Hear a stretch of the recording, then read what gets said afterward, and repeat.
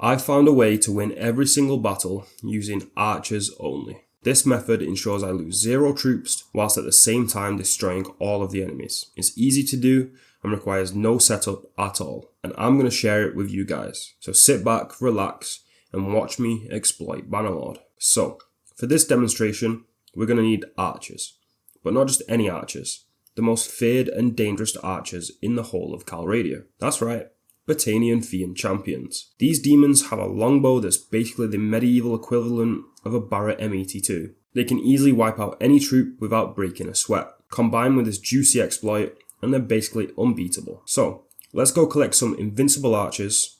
Yeah, 20 will be enough for now. Let's go find some looters to level up our archers. Look at this, even without using the exploit, and then being the lowest tier troop of their type, they still easily wipe out the looters from a great distance. Just let them in the formation loose, and they fire arrows like Robin Hood himself. Just wait until later when they can't even be touched thanks to this exploit. So, after a few battles, they're now Fiend champions. I'm going to collect a few more low tier archers just to get them leveling up. Now I feel confident enough to take on a stronger enemy. Let's see if Battania will let us become a mercenary. Nice.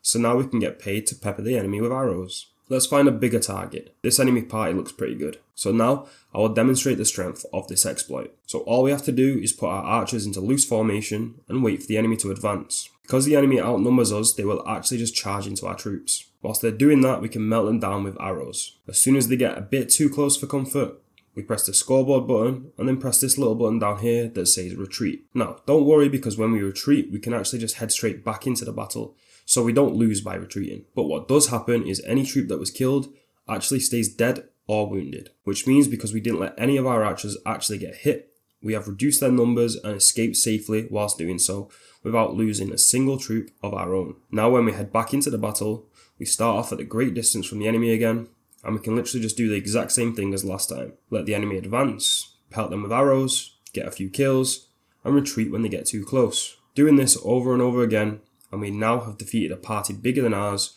without a single troop lost. It's really that easy. But what I really want to know is, can we take a castle by using the exact same exploit? Which will basically mean we get the free castle. Well, let's find out. To do this, I need to become a vassal of Battania. So with a bit more battles and exploiting, we now have enough renown to become one. Let's approach the mighty King Caladog and ask, shall we? Great.